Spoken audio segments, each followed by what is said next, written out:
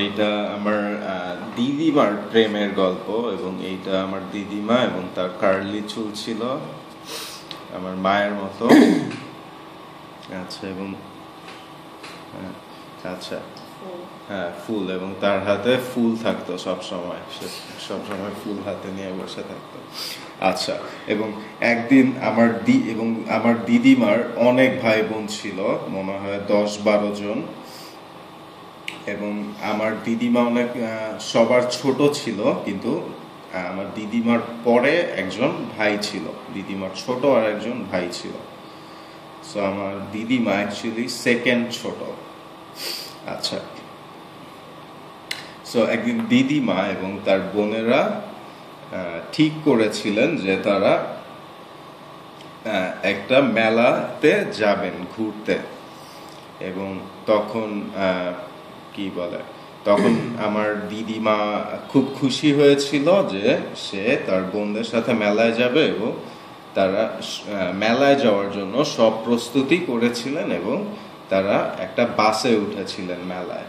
এবং আমার দিদিমা এবং আমার দিদিমা এবং তার বোনেরা একসাথে বসেছিলেন, এবং সেইখানে সেই বাসে আমার দাদুও ছিলেন। এবং সেই দিন প্রথম আমার দিদিমা এবং তার বোনেরা আমার দাদুকে দেখেছিল।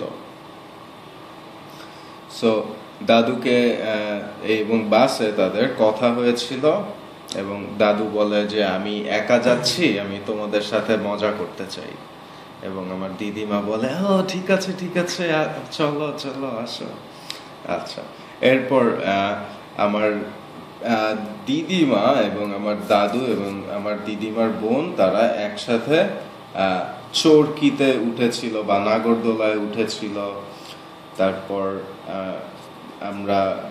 আমার দিদিমা গাছের নিচে ঘুরেছিল, মনে হয় এটা গাছ বা পপকর্ন, ও আচ্ছা, ভেড়া, নট মাই ফল্ট। আচ্ছা, এই অনেক পশু পাখি ছিল এবং ভেড়া ছিল সেখানে, এবং আমরা একসাথে আমার দিদিমা ভেড়ার পিঠে চড়েছিল, কারণ আমার দিদিমা অনেক ছোট ছিল তখন, এবং একসাথে কোক খেয়েছিল, পপকর্ন খেয়েছিল, অনেক মজা করেছিল। এবং তারপর দিদিমা এবং রাত হয়েছিল, তখন দিদিমা এবং আমার বোনেরা বাসায় চলে এসেছিল, এবং আমার দিদিমা খুব দুঃখ পেয়েছিল যে দাদু আসতে পারবে না বাসাতে। আচ্ছা, এবং তখন দাদু পরে একদিন ফোন দিয়েছিল, এবং ফোন দিয়ে বলে যে কালকে একটা নাচের অনুষ্ঠান আছে, তুমি যাবে আমার সাথে নাচ করতে? এবং কি বলে, আমার দিদিমা বলেছিল হ্যাঁ অবশ্যই যাব, কেন যাব না। তখন আমার দাদু বলে ঠিক আছে চলে আসো। এরপর আমার দিদিমা তার বোনকে গিয়ে বলল, তার বড় বোনকে গিয়ে বলল যে চার্লস আমাকে ডেকেছে নাচের অনুষ্ঠানে যাওয়ার জন্য একসাথে।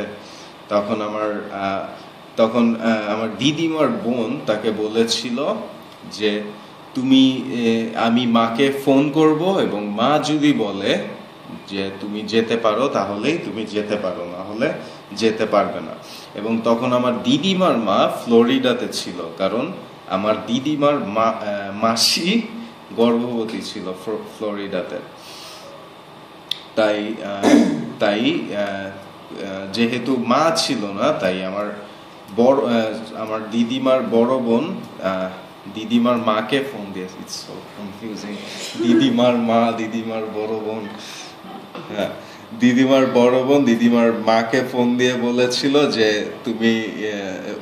ও একটা ছেলের সাথে বাইরে নাচের অনুষ্ঠানে যেতে চায়, ওকে কি যেতে দিব? এবং তখন দিদিমার মা দিদিমার বড় বোনকে বলেছিল ছেলেটা কি ভালো? এবং তখন দিদিমার বড় বোন দিদিমার মাকে বলেছিল হ্যাঁ ছেলেটা ভালো। আচ্ছা, তখন আমার দিদিমার মা বললো আচ্ছা ঠিক আছে তাহলে ও যেতে পারে। এবং তখন আমার দিদিমা খুব খুশি, হ্যাঁ, এবং তখনই সে নাচ করছিল।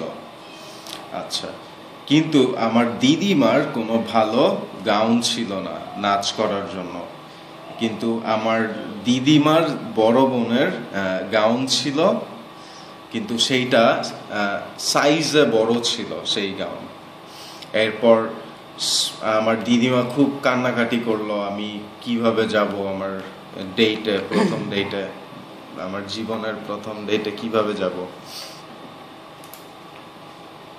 হ্যাঁ, তো তখন সেই দিদিমার বড় বোন বলল যে চিন্তা করো না, আমার গাউন আমরা সেলাই করব এবং সেলাই করে এটার আকার ছোট করব, এবং সেই গাউনটা খুবই সুন্দর ছিল। এবং দিদিমা পরে গিয়েছিলেন সেই নাচের অনুষ্ঠানে আমার দাদুর সাথে ডেটে, এবং তারা একসাথে নাচ করেছিলেন এই প্রোগ্রামের মধ্যে, এবং কি জানি চা চা চা ডান্স করেছিলেন। আচ্ছা, এবং তখন একটা টেবিলে 4টা কাপল বসেছিল, এবং এই একজন কাপলের মধ্যে একটা ছেলে আমার দিদিমাকে জিজ্ঞাসা করেছিল, তোমার গ্রাজুয়েশন কবে শেষ হবে? এবং আমার দিদিমা বলে অনেক পরে শেষ হবে। এবং যখন নাচের অনুষ্ঠান শেষ হলো, যখন আমার দাদু আমার দিদিমাকে বাসায় নিয়ে আসছিল, তখন আমার দাদু জিজ্ঞেস করলো, তোমার বয়স কত আসলে? এবং দিদিমা বলল, আমি আসলে অনেক ছোট, আমার বয়স 15।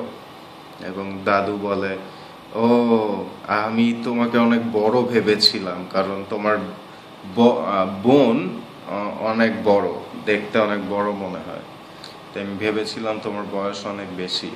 এবং তখন দাদু বলল, আমার বয়স 19। আচ্ছা, এরপর আমার দাদু আমার দিদিমাকে নিয়ে অনেক রেস্টুরেন্টে যেত, এবং গাছের নিচে বোধহয় দিদিমাকে চুমু দিত।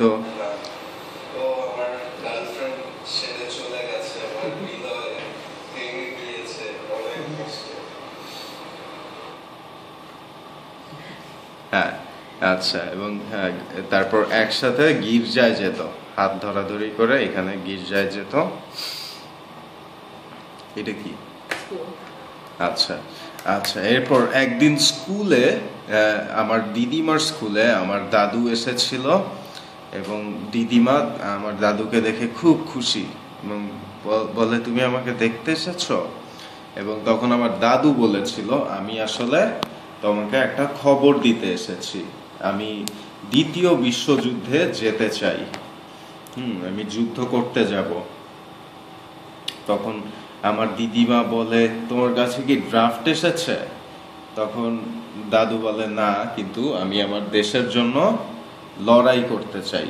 হ্যাঁ, এইখানে আমরা লড়াই ব্যবহার করতে পারি, লড়াই করতে চাই আমি আমার দেশের জন্য। তো তখন দিদিমা খুব দুঃখ পেল, এবং দিদিমা আমার দাদুকে জিজ্ঞাসা করলো, আমি কি তোমার জন্য অপেক্ষা করব? এবং দাদু বলল, হ্যাঁ, তুমি যদি চাও আমার জন্য অপেক্ষা করো। আচ্ছা, এরপর আমার দাদু যুদ্ধে গিয়েছিলেন, কিন্তু সেই যুদ্ধে থাকা অবস্থাতেও আমার দাদু আমার দিদিমাকে অনেক চিঠি লিখতেন এবং অনেক গিফট পাঠাতেন, এবং প্রতিবার, এবং আমার দিদিমা তাকে অনেক ভালোবেসেছিল আমার দাদুকে। এবং প্রায় 1-2 বছর পর আমার দাদু ফিরে এসেছিলেন, এবং তিনি সেই আর্মির জামা পরেই আমার দিদিমার বাড়িতে দিদিমাকে সারপ্রাইজ দিতে গিয়েছিলেন, এবং এটা ছিল অক্টোবর মাসে। আচ্ছা, তারপর দিদিমা যখন দিদিমার দরজায় নক করেছিলেন আমার দাদু, এবং আমার দিদিমা দরজা খুলে দেখলেন যে দাদু দাঁড়িয়ে আছে, এবং সে খুব খুব খুশি হয়ে গিয়েছিল, এবং খুবই অবাক হয়ে গিয়েছিলেন।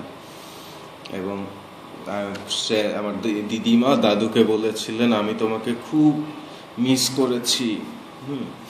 আচ্ছা, এরপর আমার দিদিমা দাদু আবার সেই আগের মতো ডেট শুরু করলেন, রেস্টুরেন্টে যেতেন, তারপর গাছের নিচে চুমু দিতেন, তারপর চার্চে হাত ধরাধরি করে চার্চে যেতেন। এবং এরপর নভেম্বর মাসে আমার দাদু দিদিমাকে আন্টি দিয়ে বলেছিল যে তুমি কি আমাকে বিয়ে করবে, এবং আমার দিদিমা বলেছিল অবশ্যই, আমি কি তোকে বিয়ে করব,